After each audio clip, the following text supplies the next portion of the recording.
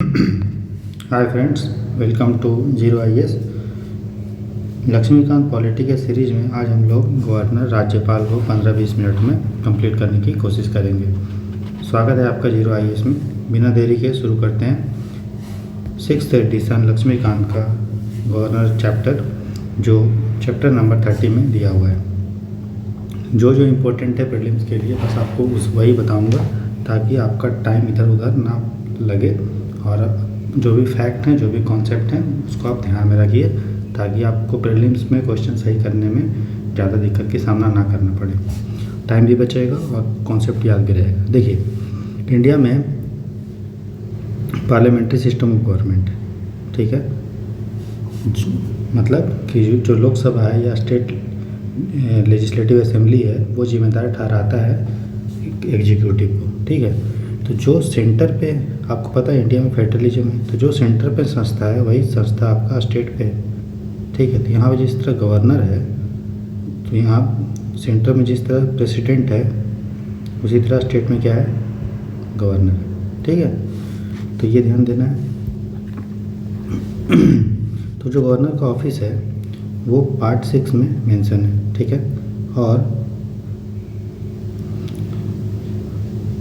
Article number 153 to 167 part 6 में mention है, ठीक है। तो गवर्नर जो होता है वो स्टेट एग्जीक्यूटिव का पार्ट होता है, ठीक है, स्टेट एग्जीक्यूटिव। इसमें गवर्नर होता है, इसमें काउंसिल ऑफ मिनिस्टर होता है, इसमें सीएम होता है, ठीक है, और इसमें एडवोकेट जनरल होता है स्टेट पे। अगर हम सेंटर पे एग्जीक्यूटिव की बात करें तो ये सब तो होंगे, गवर्नर की जगह वहाँ प्रेसिडेंट हो जाएगा, सीओएम तो रहेगा ही, काउंसिल ऑफ मिनिस्टर, सीएम की जगह पीएम हो जाएगा, एडवोकेट की जगह अटॉर्नी जनरल हो जाएगा, और यहाँ पे एक और पोस्ट हो जाता है प्रेसिडेंट के प्लस वाइस प्रेसिडेंट। मतलब टोटल 5 मेंबर सेंट्रल एग्जीक्यूटिव के पार्ट होते हैं, लेकिन स्टेट एग्जीक्यूटिव में ये 4 ही होते हैं, governor, council of minister, chief minister and advocate general. जो चीफ एग्जीक्यूटिव हेड होता है वो होता है गवर्नर राज्य पे, ठीक है। इसको नॉमिनल एग्जीक्यूटिव हेड वो बोलते हैं। क्यों? क्योंकि इंडिया में पार्लियामेंट्री सिस्टम गवर्नमेंट है, तो मेन जो एग्जीक्यूटिव हेड होगा रियल में वो होगा सीएम या पीएम, लेकिन जो गवर्नर है वो क्या है, नॉमिनल एग्जीक्यूटिव हेड या कॉन्स्टिट्यूशनल हेड। ये सेंटर का एजेंट होता है, इसलिए इसका डुअल रोल है। एक तो सेंटर के एजेंट के रूप में काम करेगा, दूसरा स्टेट का ये एग्जीक्यूटिव का पार्ट होता है, चीफ एग्जीक्यूटिव हेड होता है स्टेट का नॉमिनल। तो जो जनरली गवर्नर हर राज्य में एक होना चाहिए होता है, लेकिन जब 7th कॉन्स्टिट्यूशनल अमेंडमेंट एक्ट आया 1956 में, इसमें बोल दिया गया कि एक गवर्नर 2 राज्य का या एक राज्य और एक यूटी का भी हो सकता है, मतलब एक राज्य से अधिक का भी हो सकता है। आगे देखते हैं, गवर्नर का जो अपॉइंटमेंट होता है वो करवाता है कौन, प्रेसिडेंट करता है। उसी के हैंड और सील में, मतलब उसी मोहर मारता है, तो वही गवर्नर अपॉइंट हो जाता है। वो सेंट्रल गवर्नमेंट का नॉमिनी होता है, ठीक है, एजेंट होता है। लेकिन गवर्नर का जो पोस्ट है वो सेंट्रल गवर्नमेंट के अंदर कोई एम्प्लॉयमेंट नहीं है, कोई रोज उसका जो है वो उसका एम्प्लॉयमेंट नहीं होता है गवर्नर का। उसके बाद ये सेंट्रल गवर्नमेंट के नीचे भी नहीं होता और उसके कंट्रोल में भी नहीं होता, ये आपको ध्यान देना है। यूपीएससी ऐसे करेगा, जनरल गवर्नर ये under the control of central government, नहीं, गलत होगा। वो उसका एजेंट होता है ज़रूर, लेकिन कंट्रोलर सबऑर्डिनेट नहीं होता है, ठीक।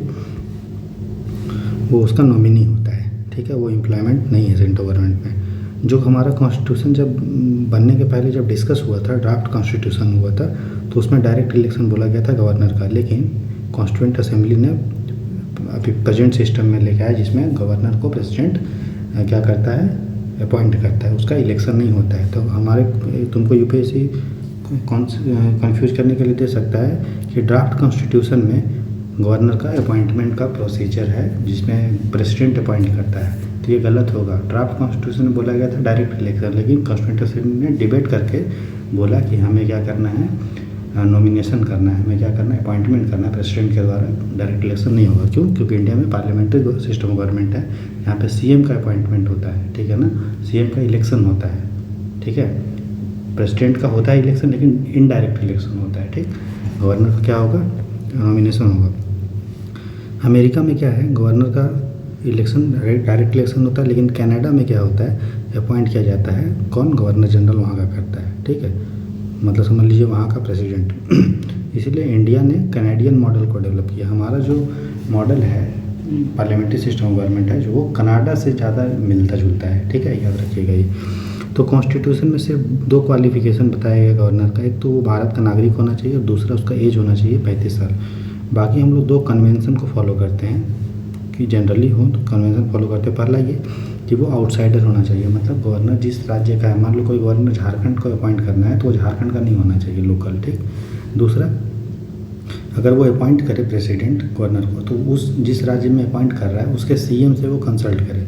लेकिन देखा जाता है कि ये जो दोनों प्रोविजन जो कि मैंडेटरी नहीं है, ये तो कन्वेंशन है, इसलिए इसको हमेशा क्या लगभग वायलेट किया जाता है। लेकिन ये 2 चीज़ जो है सिटीजन होना चाहिए और 35 साल, ये तो आपको फॉलो करना ही करना पड़ेगा। आगे देखते हैं जो गवर्नर ऑफिस का जो कंडीशन होता है कि क्या क्या उसका मतलब रूल है कि क्या क्या उसको मतलब अवस्था है जिसमें वो ऑफिस को होल्ड कर सकता है। पहला, वो जब भी ऑफिस में इंटर करे, मतलब जब भी किसी को गवर्नर बनाया जाएगा तो एमपी और एमएलए का नहीं होना चाहिए, अगर है तो उसको रिजाइन करना पड़ेगा, एमपी एमएलए के पोस्ट से अपना सीट को छोड़ना पड़ेगा। दूसरा, उसको ऑफिस ऑफ प्रॉफिट को होल्ड नहीं करना पड़ेगा। ऑफिस ऑफ प्रॉफिट क्या होता है?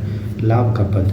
मान लो अब ये लाभ का पद क्या है, तो ये कॉन्स्टिट्यूशन में डिफाइन नहीं है, पार्लियामेंट ने बहुत सारे कानून बना के बोला है कि ये वाला चीज़ लाभ का पद होता है, ठीक। उसके बाद उसको राजभवन जो होता है जहाँ पे गवर्नर का निवास होता है, जहाँ वो रहता है, उसको बिना वहाँ का रेंट दिए रहने का अधिकार है। प्लस उसका जो भी प्रिविलेज होता है, जो भी अलावेंस होता है, जो भी इमोलूमेंट होता है, उसको पार्लियामेंट डिसाइड करता है, ठीक है। प्रेसिडेंट नहीं करता है, कौन करता है? पार्लियामेंट। उसके बाद एक आदमी 2 राज्य का गवर्नर भी हो सकता है। तो क्या होगा, उसको सैलरी वैलरी जो भी दिया जाएगा वो किस रेशियो में दिया जाएगा। मान लो एक गवर्नर है एक्स, वो ए राज्य का भी गवर्नर है, बी का भी है, तो इसका जो भी पैसा वैसा देगा, कितना देगा, वो तो डिसाइड करेगा आपका पार्लियामेंट। लेकिन ठीक है, पार्लियामेंट इसको बोलेगा कि इसको जो है 2 लाख रुपये पर महीना मिलना चाहिए। लेकिन ये राज्य कितना देगा, ये राज्य कितना देगा, ताकि दोनों मिला के 2 लाख हो जाएगा, वो डिसाइड करेगा आपका प्रेसिडेंट कि किस रेशियो में दोनों राज्य जो है उस आदमी का सैलरी इमोलूमेंट अलावेंस जो है शेयर करेंगे, ठीक है। और एक बार अगर डिसाइड हो जाता है तो उसका जितना टर्म होगा, गवर्नर का जनरली 5 साल का कार्यकाल होता है, तो उसको आप डिक्रीज नहीं कर सकते हैं, ठीक। जब गवर्नर ऑफिस होल्ड करता है तो उसको बहुत सारा इम्यूनिटी मिलता है पर्सनल। जैसे एक होता है कि अगर वो कोई भी काम करेगा ऑफिशियल ड्यूटी तो उसको पर्सनल इम्यूनिटी मिलता है। उसको आप क्रिमिनल प्रोसीडिंग आप नहीं कर सकते। क्रिमिनल प्रोसीडिंग का मतलब आप उसको अरेस्ट नहीं कर सकते हैं, आप उसको जेल में नहीं डाल सकते हैं, ये कंप्लीट उस पर, जब तक वो ऑफिस में रहेगा तब तक आपको उस पर कोई भी क्रिमिनल केस नहीं हो सकता है। दूसरा, अगर आपको उसको सिविल मैटर में लेके आना है, मतलब आपसे कुछ पूछना है, एक टैक्स के मैटर पे कुछ पूछना है, तो उस केस में आपको उसको 2 महीने का नोटिस देना पड़ेगा। तो आपको याद क्या रखना है कि सिविलियन इशू में 2 महीने का नोटिस दे के आप कुछ आगे का कार्यवाही कर सकते हैं। लेकिन अगर क्रिमिनल केस है, क्रिमिनल प्रोसीडिंग है, अरेस्ट है या जेल करना है उनको, तब उनको नहीं कर सकते जब तक वो राज्यपाल हैं उस राज्य का, गवर्नर है, ठीक है। इसके बाद गवर्नर क्या होता है, अगला है कि गवर्नर शपथ लेता है, ठीक है ना। शपथ लेता है कि हम जो अपने ऑफिस को अच्छे से निभाएंगे, अपना कर्तव्य को निभाएंगे, हम संविधान का बचाएंगे और जिस राज्य का हम गवर्नर हैं उसके लोगों का हम हित का भलाई करेंगे, ठीक है। ओथ जो होता है उसको उस राज्य का जो चीफ जस्टिस होता है, उस राज्य का जो हाई कोर्ट होता है उसको चीफ जस्टिस होता है वो दिलवाता है। और वो अगर छुट्टी पे है तो उस राज्य का जो हाई कोर्ट है उसका जो सीनियर मोस्ट जज होगा वो दिलवाएगा, ठीक। और जो भी आदमी गवर्नर बनता है तो उसको शपथ लेना पड़ेगा, ठीक है। फिर है टर्म कितना होगा, तो टर्म जनरली 5 साल होता है, लेकिन 5 साल डिपेंड करता है प्लेजर ऑफ प्रेसिडेंट पे, ठीक है। प्रेसिडेंट जब तक चाहेगा तब, अगर 2 साल का उसको बनवाना है तो 2 साल का ही टर्म दिया जाएगा, ठीक है। फिक्स टर्म नहीं है, प्रेसिडेंट का टर्म है 5 साल, लेकिन इसका फिक्स टर्म नहीं है, ठीक।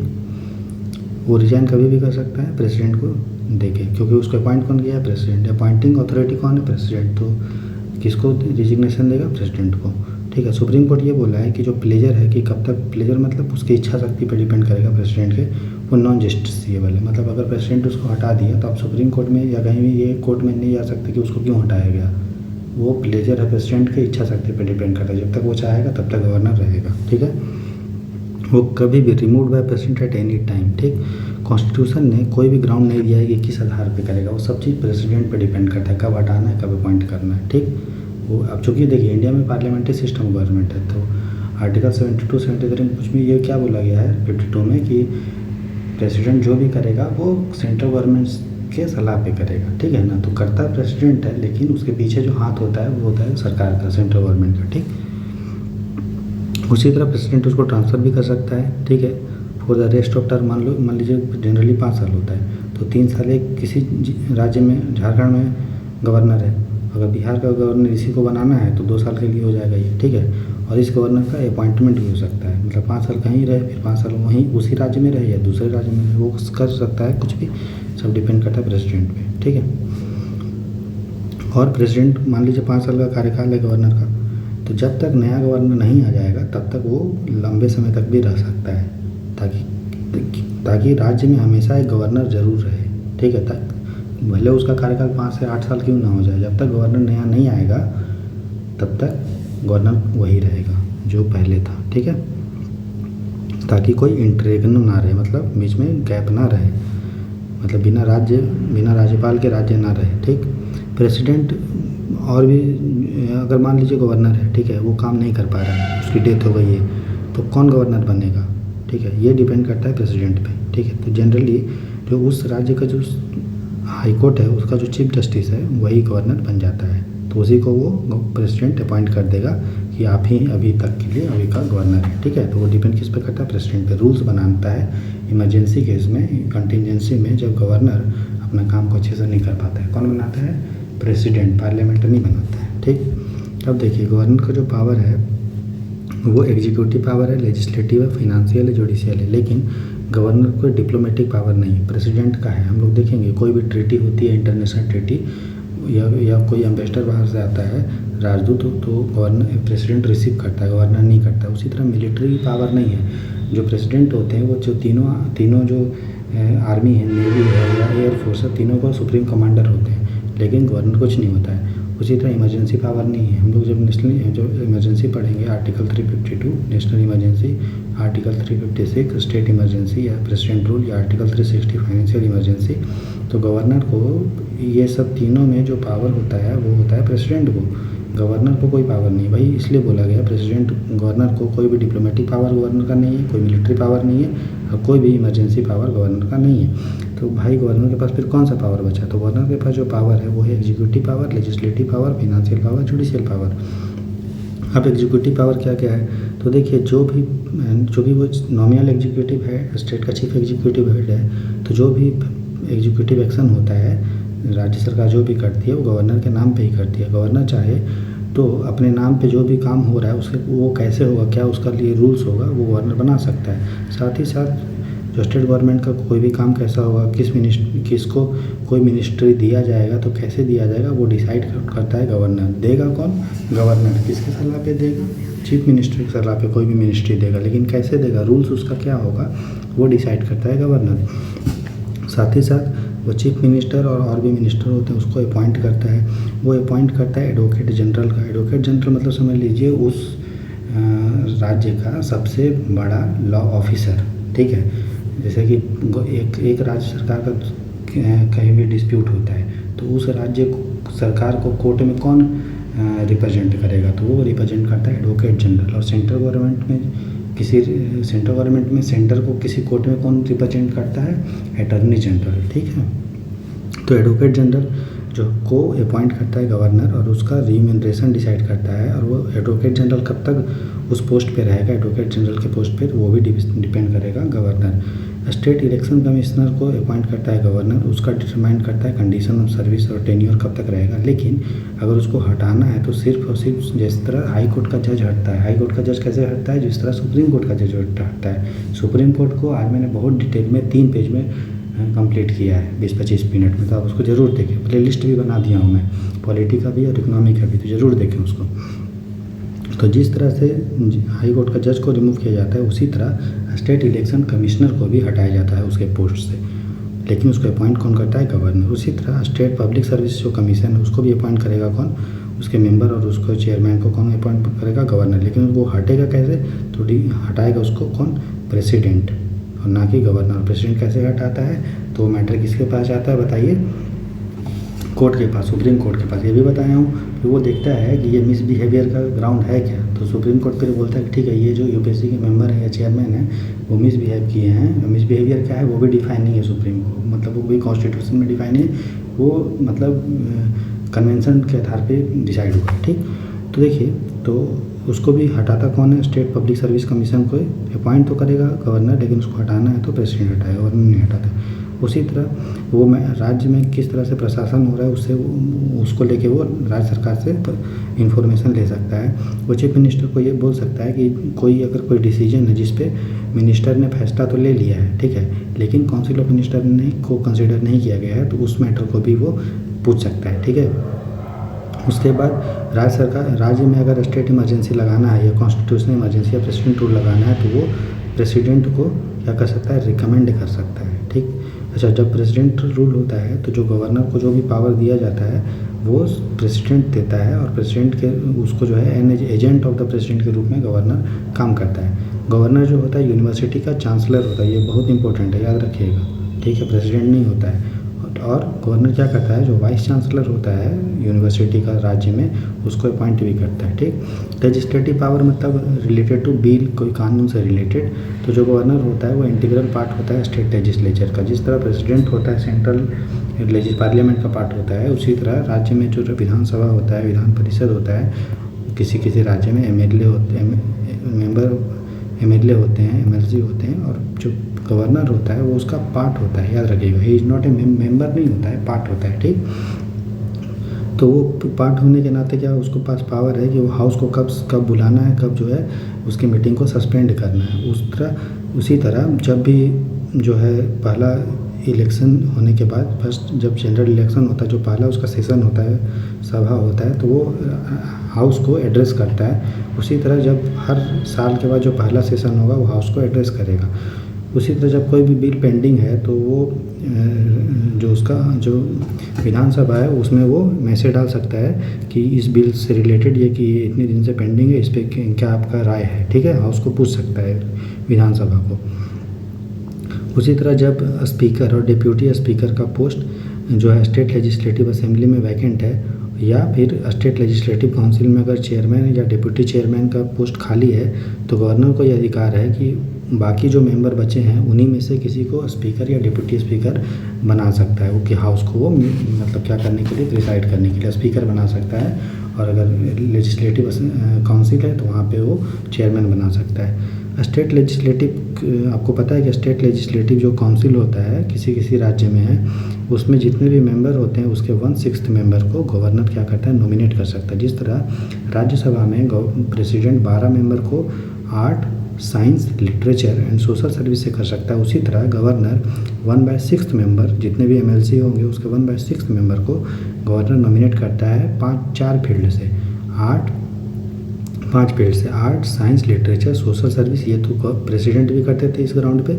एक और है इसमें कोऑपरेटिव मूवमेंट पे, वो आपको ध्यान देना है। ठीक है, पहले था कि गवर्नर जो है एमएलए को, जो आपका विधानसभा होता है उसमें एक मेंबर को एंग्लो इंडियन कम्युनिटी से करते थे, लेकिन अब ये हट गया। अब राष्ट्रपति भी नहीं कर सकते हैं लोकसभा में कितने मेंबर को, 2 मेंबर को, और विधानसभा में जो है गवर्नर भी एक मेंबर को एंग्लो इंडियन को नॉमिनेट नहीं कर सकता है। ठीक, लेकिन विधान परिषद में जो 1/6 मेंबर को कर सकता है। ठीक है, अच्छा, जो डिस्क्वालिफिकेशन का जो क्वेश्चन होता है कि कौन सा एमएलए अवैध है, योग्य है, नहीं है एमएलए बनने के लिए, एमएलए बन गया मान लीजिए लेकिन कुछ किया तो वो अयोग्यता है या नहीं है, तो इसको डिसाइड जो करता है वो गवर्नर करता है, याद रखिएगा। 10th शेड्यूल वाला नहीं, अगर 10th शेड्यूल के अंदर है तो स्पीकर करेगा, जो हाउस का स्पीकर है सो। लेकिन अगर 10th शेड्यूल के अलावा उसको डिस्क्वालीफाई करना है तो उसके जो ग्राउंड है उसको देखेगा, जो भी वो देखता है गवर्नर राज्य के आधार पे, और कोई सांसद है तो उसको देखता है प्रेसिडेंट। लेकिन उसके लिए वो चीफ इलेक्शन का जो इलेक्शन कमीशन होता है सेंटर पे, उसके रिकमेंडेशन को ध्यान में रखता है। ठीक, जब भी कोई बिल उस गवर्नर के पास आता है तो गवर्नर के पास क्या क्या होता है, एक तो वो है कि वो बिल को बोल दे ठीक है, सही है, तो वो होता है गिव एज एसेंट। दूसरा है बोलता है नहीं देंगे, ठीक है, एसेंट नहीं देंगे।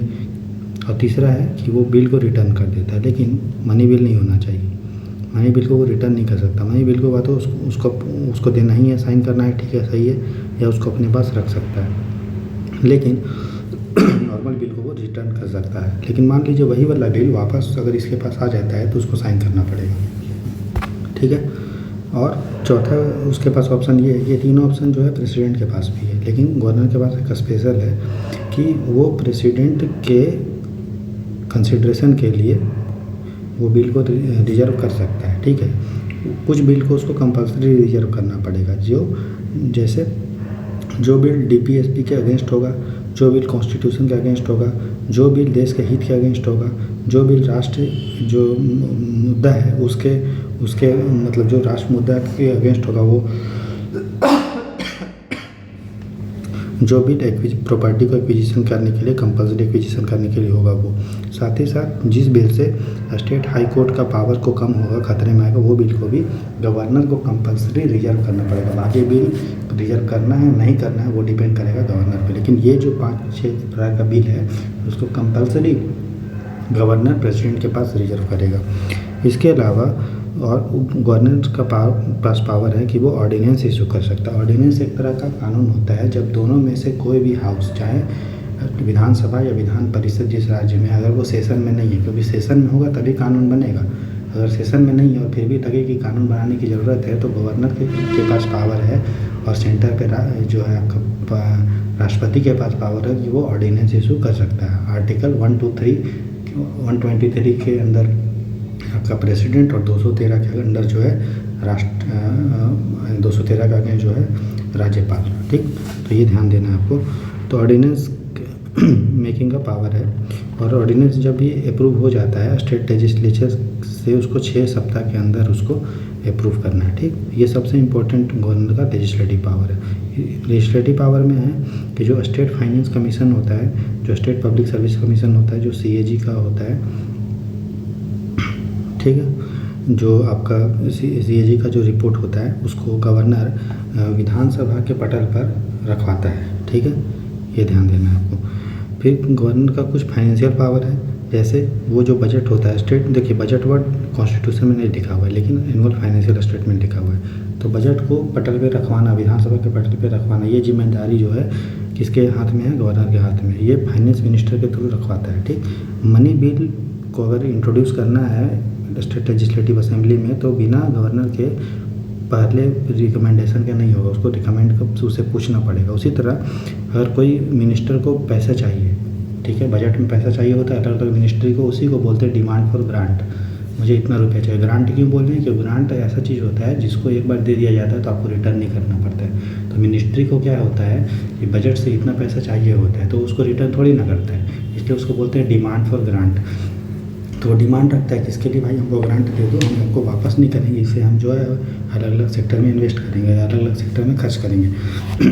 तो डिमांड फॉर ग्रांट अगर किसी मिनिस्ट्री को चाहिए बजट से तो उसके लिए जो है उसको गवर्नर का रिकमेंडेशन को लेना पड़ेगा।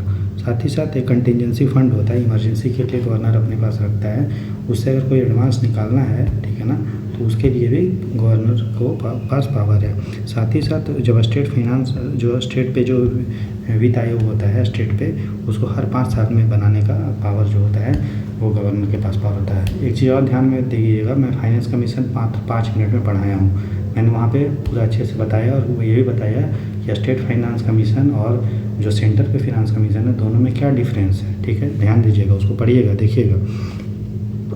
लास्ट पावर है जुडिशियल पावर। तो जुडिशियल पावर में ये है कि जो गवर्नर है उसके पास पावर है पार्डन देने का। पार्डन देने का मतलब ये है कि पूरी तरह से माफ़ कर देना, उस पर फिर कोई केस नहीं चलेगा, जो भी आरोप लगा है सब खत्म, ठीक है। रिप्राइव का मतलब क्या है, देखिए सबसे पहले हम देखते हैं रेमिशन मतलब छूट देना। अगर किसी के पास 5 साल का सज़ा है तो उसको कम करके हमको 2 साल कर देना, उसको बोलते हैं रेमिशन, ठीक। फिर कम्यूट का मतलब क्या होता है, चेंज करना। अगर मान लीजिए किसी को उम्र कैद है तो उसको दे देंगे 10 साल का सज़ा, उसको कम्यूटेशन बोलते हैं, ठीक है।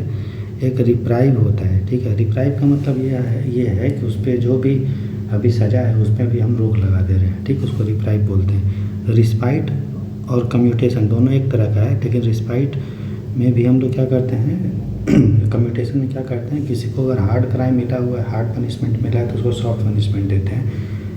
रिस्पाइट में क्या है, कम्यूटेशन जैसा ही लेकिन स्पेशल कंडीशन में। मान लो कोई हैंडीकैप्ड है तो उसको उम्र कैद देना सही नहीं है, तो उसको हम लोग क्या कर देंगे, जो है कि 10 साल का सज़ा दे दिया। तो जो रिस्पाइट होता है वो स्पेशल केस बन जाता है, तभी हम लोग उसको कम्यूट करते हैं। ठीक है, ध्यान दीजिएगा। ये कोई प्रेग्नेंट लेडी है तो उसको उम्र कैद नहीं देने के अलावा हम क्या करेंगे, 10 साल की सज़ा, अगर उसने क्राइम किया है तो। ठीक, तो ये सभी चीज़ प्रेसिडेंट भी कर सकता है, लेकिन गवर्नर को वही पावर है जो कानून स्टेट पे होगा, सेंटर का कानून पे गवर्नर कुछ नहीं कर सकता है। ठीक, दूसरा, जब भी जज को अपॉइंट किया जाता है हाई कोर्ट का, ठीक है ना, तो प्रेसिडेंट कंसल्ट करता है गवर्नर से। तो ये भी गवर्नर का क्या है, जुडिशियल पावर। ठीक, उसके अलावा जब भी डिस्ट्रिक्ट जज, देखिए डिस्ट्रिक्ट जज को, हाई कोर्ट के जज को, सुप्रीम कोर्ट के जज को कौन अपॉइंट करता है, प्रेसिडेंट, लेकिन डिस्ट्रिक्ट जज को कौन अपॉइंट करता है, गवर्नर। और अपॉइंट करने से पहले उस राज्य का जो हाई कोर्ट होगा उसको कंसल्ट करेगा।